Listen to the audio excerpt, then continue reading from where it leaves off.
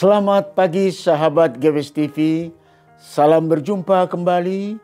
Sebelum kita menikmati sapaan firman Tuhan, mari kita satukan hati, kita berdoa memohon bimbingan Roh Allah.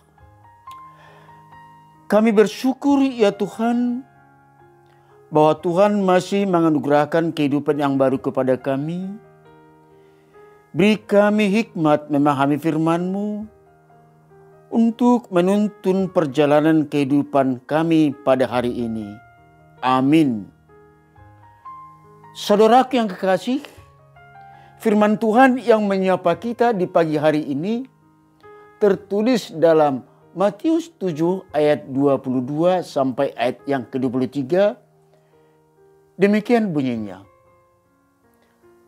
Pada hari terakhir, banyak orang akan berseru kepadaku, Tuhan, Tuhan, bukankah kami bernubuat demi nama-Mu dan mengusir setan demi nama-Mu dan mengadakan banyak mukjizat demi nama-Mu juga?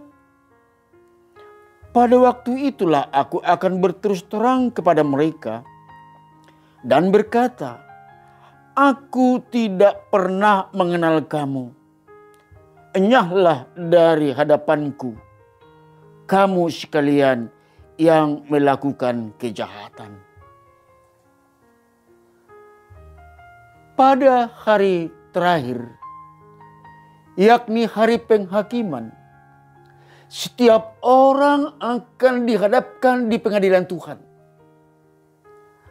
Ada orang yang ditolak masuk ke dalam kerajaan Allah. Sungguh sangat ironi bahwa mereka yang berseru-seru datang kepada Yesus, yang mengklaim diri telah bernubuat demi nama Yesus, mengusir setan demi nama Yesus, dan mengadakan banyak mukjizat demi nama Yesus. Justru merekalah yang ditolak. Jawaban Yesus tegas dan tandas. Aku tidak pernah mengenal kamu. Enyahlah dari hadapanku, kamu sekalian yang melakukan kejahatan. Artinya adalah Yesus tidak mengakui mereka selaku murid Yesus. Hanya mereka saja yang mengaku. Mereka tidak memiliki hubungan persekutuan atau komunikasi yang benar dengan Yesus. Yesus tidak intim dengan mereka. Mereka bukanlah milik Yesus. Semua perbuatan mereka dilakukan bukanlah berlandaskan iman dan keakraban dengan Yesus. Yang dilakukan bukan untuk kemuliaan nama Tuhan. Bukan untuk menyaksikan Yesus. Bukan untuk menyatakan kerajaan Allah. Akan tetapi ada motivasi lain, yakni untuk kepentingan sendiri yang mereka bungkus rapi berhiaskan nama Yesus. Pada nats sebelumnya, yakni ayat yang ke-21, Yesus telah bersabda,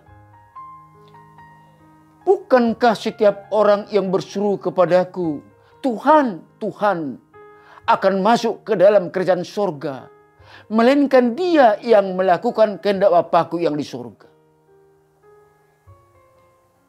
Melakukan kehendak Bapa merupakan suatu syarat untuk masuk ke dalam kerajaan surga. Kehendak Bapa ialah percaya kepada Yesus yang telah diutus oleh Allah dan melakukan firman-Nya. Dalam Yohanes 6 ayat 29 tertulis, jawab Yesus kepada para muridnya, inilah pekerjaan yang dikehendaki Allah, yaitu hendaklah kamu percaya kepada Dia yang telah diutus Allah. Yang menjadi perenungan bagi kita adalah, kepentingan siapakah yang kita cari di dalam aktivitas kekristenan kita? Kehendak siapa yang kita turuti? Kehendak Tuhan atau kehendakmu sendiri? melakukan kehendaknya. Bukan sekedar pergi ke gereja beribadah. Bukan sekedar bersaksi. Akan tetapi hidup berbuah dan berkualitas. Dan menjadi berkat bagi orang lain. Oleh sebab itu, marilah kita periksa diri kita sendiri. Apakah kita telah melakukan kehendak Bapa? Ataukah hanya selalu mengedepankan kehendak sendiri? Firman di pagi hari ini adalah peringatan tegas buat kita bahwa Yesus akan menolak dan akan mengusir dari hadapannya orang yang tidak hidup sesuai dengan kehendak Allah. Dan akan menolak dengan tegas dan mengusir dari hadapannya orang yang lidahnya berbicara firman, tetapi hatinya masih kafir. Mulut mengusir setan, tapi dirinya sendiri kesetanan. Oleh sebab itu, mari periksa diri sendiri. Apakah aktivitas kekristenan kita berlandaskan kepercayaan dan ketaatan kita selaku murid Kristus? Tidak sekedar merasa dekat dengan Yesus, merasa berada di barisan, akan tetapi apakah masih hidup di dalam persekutuan yang akrab dengan Yesus? Pastikanlah bahwa tindakan kita didasarkan pada hubungan yang benar dan akrab dengan Tuhan. Agar supaya dia mengenali mereka sebagai murid-muridnya yang sejati atau sahabat-sahabatnya. Diusir pada hari penghakiman berarti menjalani hukuman selama-lamanya. Renungan pagi ini mengingatkan agar hal itu jangan sampai terjadi kepada kita. Oleh sebab itu, marilah kita pastikan dan pertahankan posisi kita sebagai pengikut Kristus sejati.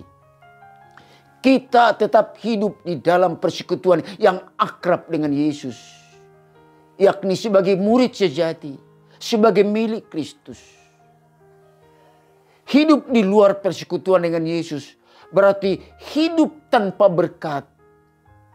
Keadaan itu adalah bencana dalam kehidupan. Amin. Kita berdoa. Kami mengucap syukur ya Tuhan buat firman-Mu yang boleh kami nikmati saat ini. Dengan mengandalkan tuntunan firman-Mu, kami hendak beraktivitas melanjutkan perjalanan kehidupan ini. Ya Roh Kudus, pimpinlah perjalanan hidup kami agar selalu ada di dalam barisan Kristus. Selalu akrab berjalan bersama-sama orang percaya melakukan kehendak Allah. Pada hari ini, kami serahkan seluruh aktivitas kami ke dalam pemeliharaan Tuhan. Dan hanya untuk kemuliaan Tuhan. Amin.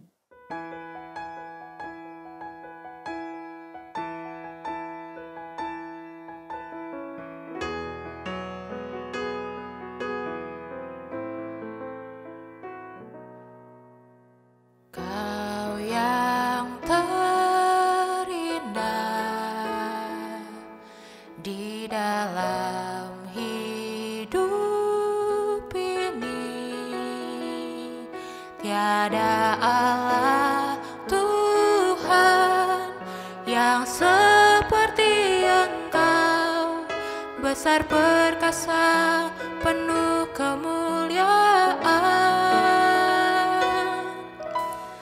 Kau yang termanis di dalam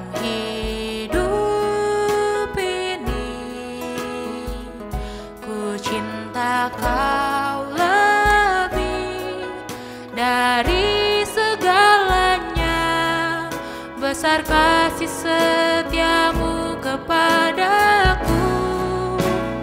Ku sembah Kau